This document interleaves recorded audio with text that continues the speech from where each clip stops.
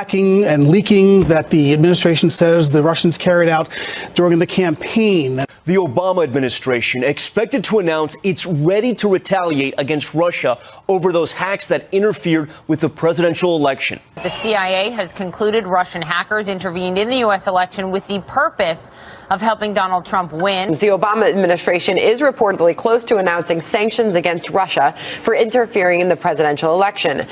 And while American intelligence agencies continue to blame Russia for the hacks and the leaks that followed during the election season, no concrete proof has been presented on Moscow's involvement. President Obama himself was unable to give a concise answer to questions on the cyber attacks.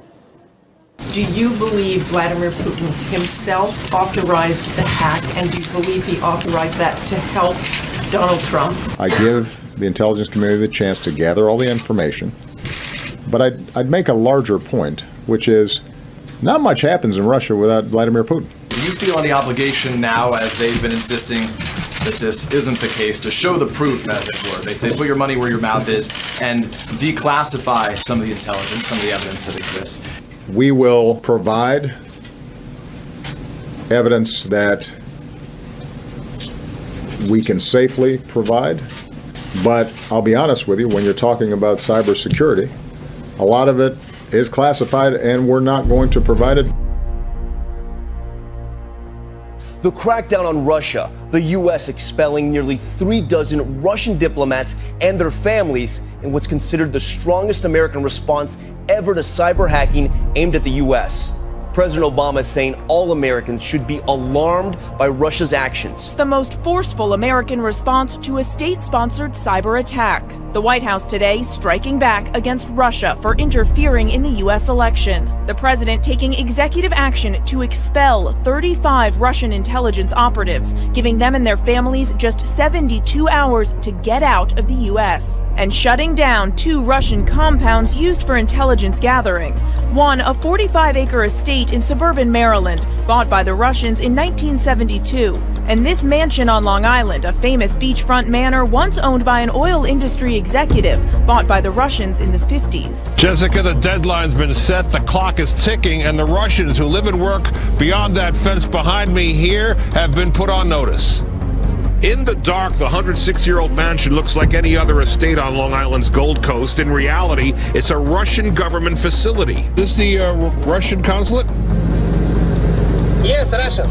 It's one of 2 Russian facilities identified by the White House as staging grounds for hacking attacks against the U.S. Sanctions were announced Thursday afternoon. Do you guys have to leave by tomorrow? Do you know anything about that? Mister, I don't know. Are you going to be able to stay there? Do you have to leave tomorrow? No comment. Not much happens in Russia without Vladimir Putin. The White House says there is no question Russia interfered in the U.S. election and has been harassing U.S. diplomats abroad, like this incident in July when a Russian police guard tackled a U.S. diplomat. And tonight, the Obama administration is offering new details into how Russia pulled off the cyber assault, a campaign the U.S. is calling Grisly Step. According to this report, 2 Russian groups hacked Democratic officials and the DNC, stealing tens of thousands of internal emails. The hackers tricking their victims into handing over their credentials by mimicking their employers' email systems. And tonight, there's also retaliation we don't know about, but no details on any covert cyber actions the U.S. may take to penetrate Russia's systems. One thing we can do is let them know, hey, we're here. And what that really does is it sends a strong message. If you mess with us, we have the ability to turn on real actions against your critical infrastructures. In a statement before the announcement, Russia promised its own retaliation, saying if Washington takes new hostile steps, it will receive an answer. Any actions against Russian diplomatic missions in the United States will immediately backfire at U.S. diplomats in Russia. We have breaking news on the situation with Russia. The country already showing signs of retaliation tonight. Russian authorities have ordered the closure of the Anglo-American School of Moscow, where several children of U.S. Embassy personnel attend. Also tonight, an order to close access to a U.S. Embassy vacation home near Moscow. Russians have mocked the sanctions in a tweet from their British embassy, calling the move Cold War deja vu, labeling the Obama White House as a hapless administration. Tonight, Donald Trump suggesting that crackdown on Russia is misguided. saying in a statement, "It's time for our country to move on to bigger and better things. Nevertheless, in the interest of our country and its great people, I will meet with leaders of the intelligence community next week." That statement echoing what he said Wednesday.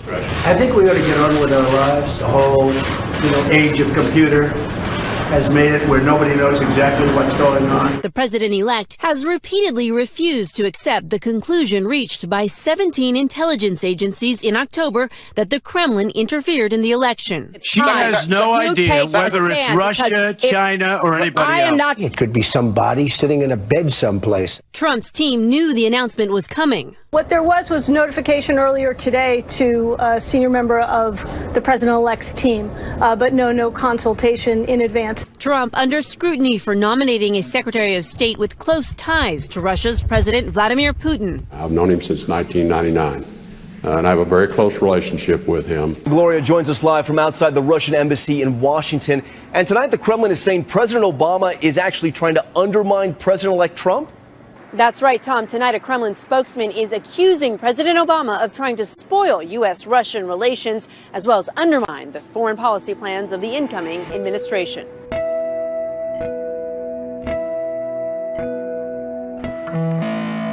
George Soros is speaking out against President-elect Donald Trump. The billionaire and Democratic donor recently voiced his concern of a Trump presidency in a piece he wrote for Project Syndicate. Soros claims that Trump is a threat to democracy, writing, "Although Trump has toned down his rhetoric since he was elected, he has changed neither his behavior nor his advisors. His cabinet comprises incompetent extremists and retired generals." He dived further into the issue, saying, "The U.S. will be preoccupied with internal struggles in the near future, and targeted minorities will suffer. The U.S. will be unable to protect and promote democracy in the rest of the world." On Thursday, Philippine President Rodrigo Duterte accused U.S. ambassadors of being spies in response to a media report that alleged America plotted to destabilize the Philippine government. While the volatile former mayor said that he had seen no intelligence reports to verify the alleged U.S. plot, he stated that he still believes that most ambassadors are working with the Central Intelligence Agency, which has a track record of meddling with other countries' affairs. In a television interview, Duterte said, "Most of the ambassadors of the United States, but not all, are not really professional ambassadors. At the same time, they are spying. They are connected with the CIA." In response, the U.S. State Department has described the allegations as false. In a move almost guaranteed to anger China, Taiwanese President Tsai Ing-wen is scheduled to pass through the United States on her way to Latin America next month. According to Foreign Ministry on Thursday, China had previously urged the U.S. to block the transit stopover. According to the ministry, details of the stopover will be disclosed before the end of the week. I think everyone is clear about the Taiwanese leader's real intentions in passing through the U.S. We hope the U.S. can abide by the One China policy and the principle of 3 China-U.S. joint communiques and not let her pass through their border, not give any wrong signals to Taiwan's independence forces, and through concrete actions safeguard overall U.S.-China relations and peace and stability in the Taiwan Straits. Beijing has been deeply suspicious of Tsai Ing-wen's actions, considering them as a push to formally announce independence. Taiwan confirmed that Tsai would visit Honduras, Nicaragua, Guatemala, and El Salvador, and will transit in the U.S. It's been a rough year for Turkey, and out on the streets of the capital, Ankara, Turks reflect on what impacted them the most. Of course, the biggest event was the coup attempt. It affected our daily lives. The economy was going well, but after the coup attempt, we had some trouble. I think it was the coup attempt, bombings in Ankara, and the terrorist incidents. The increase of the dollar. Last year it was 2 liras, but this year it is 4 liras. Turkey's security and political instability over 2016 has had a negative effect on the economy. Turkey's gross domestic product saw its first contraction since 2009, following the attempted coup on July the 15th. After 2 quarters of growth, GDP shrunk by 1.8% in the third quarter compared with the same period in 2015. As well, the Turkish lira hit historic lows, losing nearly 20% of its value compared with the dollar, decreasing the export value of goods and services and increasing the cost of imports. This prompted average Turks to pull back on spending. The more the dollar goes up, the less business we do here. Some days we have no customers, sometimes just a few. We can't make ends meet. The New York City Police Department is now letting some officers wear turbans and grow out their beards a little more for religious reasons. Each is an important aspect of some religions, and a handful of police departments across the country have already made similar changes. For example, Sikh officers in the NYPD had to wear a smaller-sized wrap under the standard police caps. Now they can forgo the caps and have police brass fastened to a navy blue turban. We're making this change to make sure that we allow everybody in New York City that wants to apply and have the opportunity to work in the greatest police department in the nation, to make sure that we've given them that opportunity. Specifically, the new policy lets officers grow beards up to half an inch with approval, but some in the Sikh community argue that change doesn't go far enough. The NYPD says longer facial hair doesn't work with certain gas masks. The department currently employs around 150 Sikh officers and 1,000 Muslims. Millions are expected to brave whatever weather hits New York's Times Square Saturday night to ring in the new year. On Sunday, the place to be will be Pasadena, California, for the Rose Parade. Security at both will be tighter than ever. 2 million people are expected to pack this space to watch the ball drop, joined by some 7,000 New York City police officers. They'll be on rooftops, overhead in helicopters, and on the ground, screening revelers twice. At the 11 entrances to Times Square will be something new this year. 65 garbage trucks filled with sand, each one weighing 40 tons.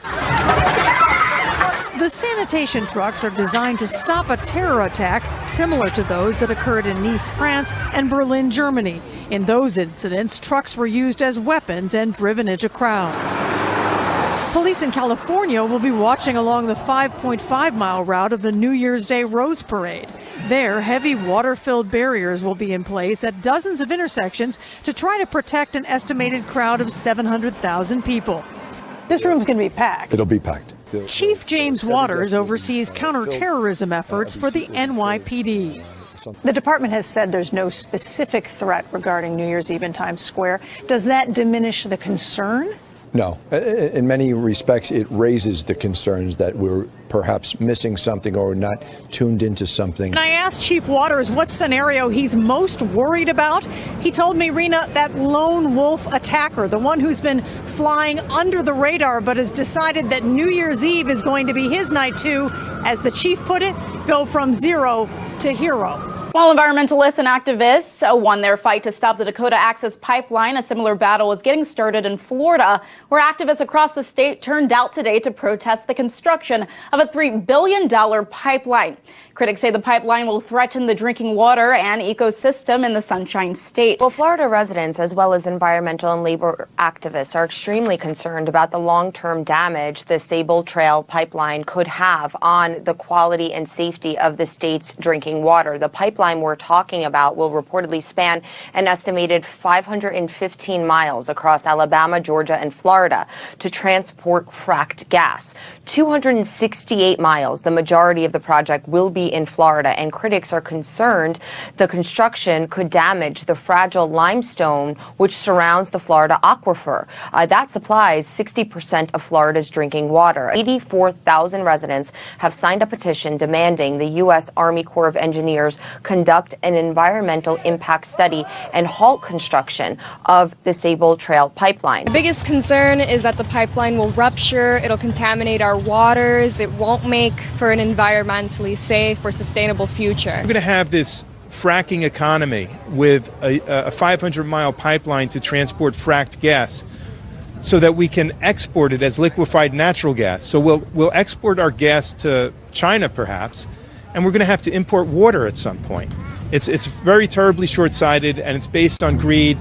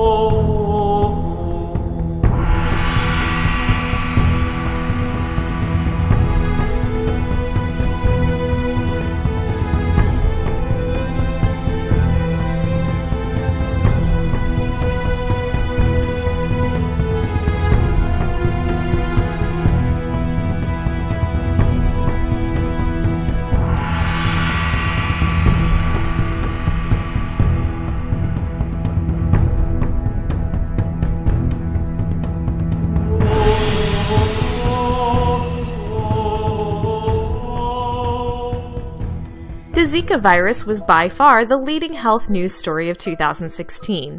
It began when mysterious severe birth defects were reported in Brazilian newborns, a condition known as microcephaly. Doctors quickly managed to link the defects to the maternal infection with mosquito-borne Zika during pregnancy. The Zika panic began to subside by autumn after the height of mosquito season, but it still poses a real threat. Opioid painkiller addictions were also at the top of the news, especially when musician Prince died in June from an overdose. According to the CDC, more than 2 million Americans are currently addicted to the drugs, which include OxyContin, Vicodin, and heroin. After a year dominated by breathless headlines about driverless cars perhaps becoming a reality sooner than any of us thought possible, how nice to know that 2017's biggest technological innovation could happen right here at the corner grocer. Amazon is set to debut a new concept store with no checkout lines. Just open your app, wave it at the product, and Amazon will deduct it from your account. Will it work as advertised? Doubtful, but if it does, it will totally rewrite the way we shop. What else to look for in tech in 2017? Apple will celebrate the 10th anniversary of the iPhone with a new restyled model that's expected to have wireless charging and possibly augmented reality as well, to, for instance, display things to do in a neighborhood when you snap a photo, or bring games to a whole new level. Could Google release a talking watch in 2017? The company last year tried to catch up to Amazon with a personal digital assistant that was similar to Echo and a smartphone that tried to top the iPhone in every feature. So analysts I've spoken to think Google could strike in 2017 with a smartwatch that tops Apple's by responding to voice commands in a way that would be vastly superior to Siri. Hey everyone, we are live from my backyard where I am smoking a brisket and some ribs. Finally, look for Facebook to maybe put the kibosh on all this live video. I predict it morphing to a pro-only service. How many of us watch our friends cooking on the barbecue live anyway? That's the problem. This New Year's Eve, an extra second will be tacked onto the world clock in order to keep clocks in sync with the Earth's rotation. According to the U.S. Naval Observatory, the added time is due to discrepancies that exist between how long it takes the Earth to rotate and the time shown on super scientific and super precise atomic clocks created by humans. This leap second system was introduced in 1972, with the most recent addition coming in June of 2015. While a second might seem like an insignificant amount of time to the average person, scientists say that a small discrepancy over time can have a big effect on things like space probes and satellites. Well, a 2-year-old Alabama boy who went to visit his father's gravesite got a big surprise after opening presents Christmas Day. 2-year-old Braxton Wells went to visit his father Cody after opening gifts on Christmas Day. He thought that his daddy had flown down from heaven to surprise him. Cody Wells drove off the road late one April night and struck a tree. He was immediately killed. He works for the police department, and of course I thought it was Cody coming to the door because he'd forgot his keys or something.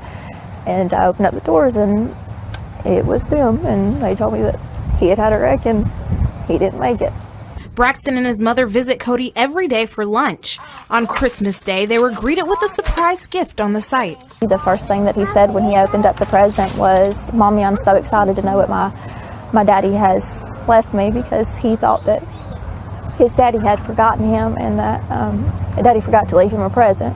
Chris Blake, who designed Cody Wells' headstone, left the box of toys on the site as a gift from Braxton's father. It's very special to know that there are actually still good people out in this world that want to do nice things for other people. The Wells leave toys at the site so that Braxton can still play with his father. So to have these toy cars added was very special. Just to see the smile on his face meant the world to me, because he's been a very unhappy little boy for a long time. In Fort Payne, Olivia Steen, WHNT News 19. Well, it was the family's first Christmas without their dad, but Mom Danielle says this special gift really touched her heart.